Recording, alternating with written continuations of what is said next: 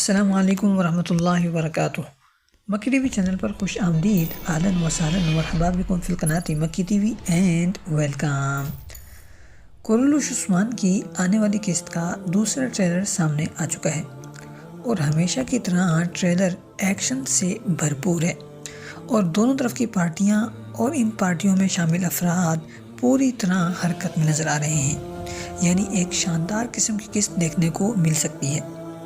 آج کی اس ویڈیو میں ہم جہاں کورولوش عثمان کی بات کریں گے وہیں سلطان محمد فاتح کی بھی بات کرتے چلیں گے۔ کورولوش عثمان کے اس ٹریلر میں بہت کچھ دکھایا گیا ہے اور ہماری پیش کی گئی لیک نیوز وغیرہ بھی کافی ساری درست ثابت ہوتی ہوئی نظر آ رہی ہیں۔ عثمان غازی 2 بار قبیلے آتے جاتے نظر آ رہے ہیں یا پھر یہ ایک ہی بار ہے، مگر سسپینسفل کرنے کے لیے اسے 2 بار کی طرح پیش کیا گیا ہے۔ اورحان علاؤالدین بوران بھی ایکشن میں ہیں، بارہ خاتون نئے انداز میں سامنے آ رہی ہیں۔ چلیے تفصیل سے بات کر لیتے ہیں۔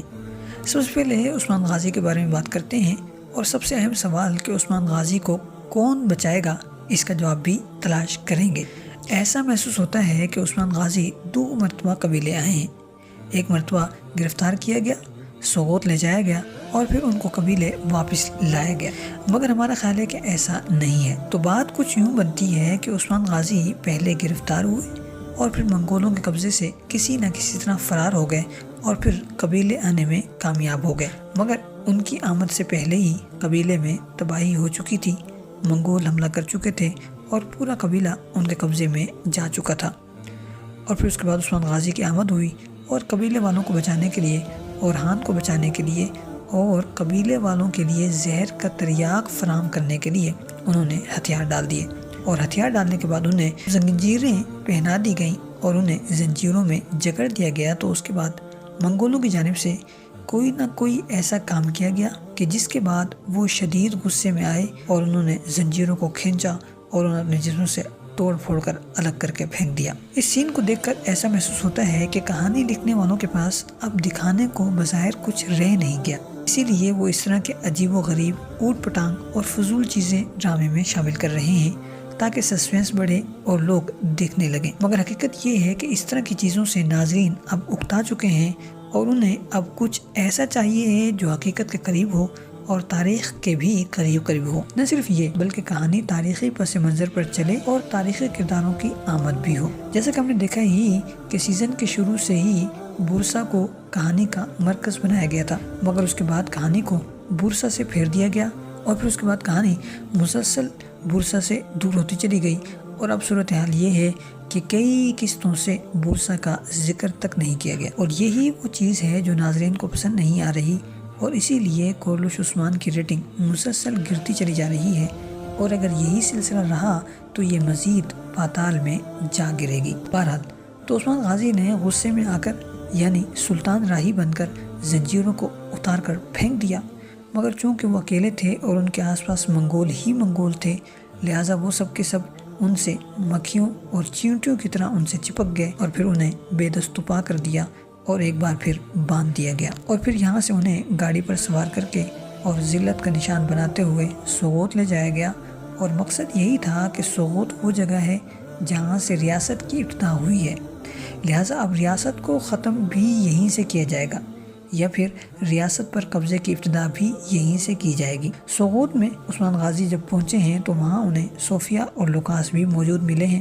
اور لوکاس کہتا ہوا نظر آ رہا ہے کہ ہم پورا زور لگا کر بھی ایسا نہیں کر سکے، یعنی عثمان غازی کو اس حال تک ہم نہیں پہنچا سکے مگر منگول پہنچانے میں کامیاب رہے ہیں۔ دوسری طرف انہیں دیکھ کر عثمان غازی شکر ادا کرتے ہوئے نظر آ رہے ہیں کہ آخر کار ہم اتنے طاقتور ہو چکے ہیں اور ہمارا اتحاد اتنا مضبوط ہو چکا ہے، ہماری ریاست اتنی ترقی کر چکی ہے کہ ہمیں زیر کرنے کے لیے تمام دشمنوں کو اکٹھا ہونا پڑا ہے اور پھر اس کے بعد وہ لوگ ہمیں زیر کر سکے ہیں، اور اسی بات پر عثمان غازی شکر ادا کر رہے ہیں اور یقیناً یہ چیز شکر ادا کرنے کے قابل ہے۔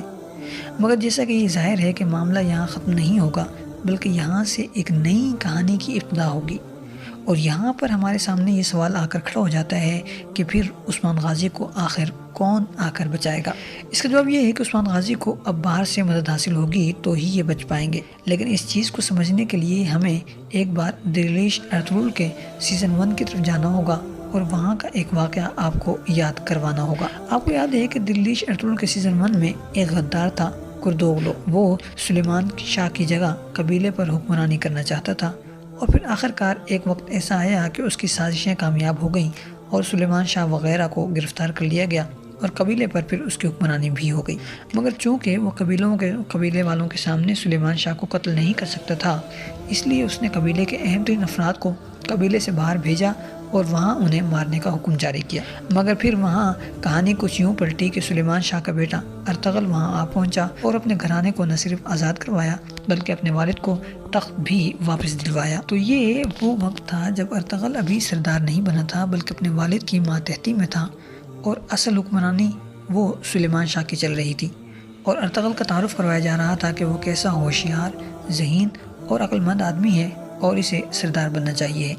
تو آپ کو یہ واقعہ یاد آ گیا ہے، تو اب ہم کورلوش عثمان میں آتے ہیں اور اب ہم یہاں دیکھتے ہیں کہ پورا قبیلہ منگولوں کے قبضے میں ہے اور عثمان غازی خود بھی اب موت کے چنگل میں ہے۔ تو ایسے موقع پر اب کیا ہونا چاہیے؟ ہمارا خیال یہ ہے کہ اب یہ ہوگا کہ اورہان وہاں سے بچ کر آئے گا اور اپنے بھائی کے ساتھ مل کر، ساتھ ہی ساتھ ایلبائی کے ساتھ مل کر نہ صرف قبیلے کو آزاد کروائے گا بلکہ اپنے والد کو بھی آزاد کروائے گا اور انہیں تخت پر بھی بٹھائے گا، اور اس طرح اورہان کی ہوشیاری، عقل مندی، ذہانت اور قابلیت سب کچھ سامنے آ جائے گا۔ یہ ہمارا خیال ہے، اور جیسے کہ آپ دیکھ ہی چکے ہیں کہ علاء الدین نے بوران کے ساتھ مل کر اورہان کو بچایا ہے۔ ایسا محسوس ہوتا ہے کہ قید کے دوران بوران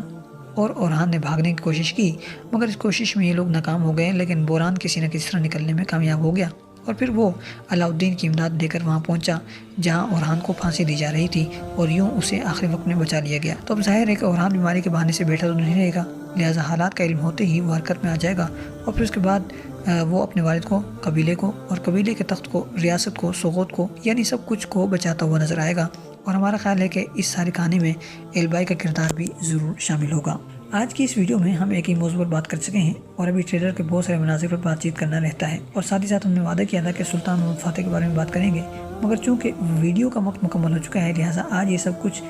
بتانا یا اس پر بات کرنا مشکل ہے۔ تو آنے والے ویڈیو میں ہم یہ سب موضوعات پر تفصیل سے بات کریں گے انشاءاللہ، خاص طور پر سلطان محمد فاتح کے بارے میں، اور ہم آپ کو یہ بھی بتائیں گے کہ قسطنطنیہ کی فتح اب کون سی قسط میں ہونے والی ہے۔ جی ہاں، یہ خبر لیک ہو کر سامنے آ چکی ہے، تو ہم آپ کو بتانے جا رہے ہیں کہ قسطنطنیہ کی فتح اب کس قسط میں ہونے والی ہے۔ آج کے لیے اتنا ہی، ملتے ہیں بہت جلد ایک نئی ویڈیو کے ساتھ۔ والسلام علیکم ورحمۃ اللہ وبرکاتہ۔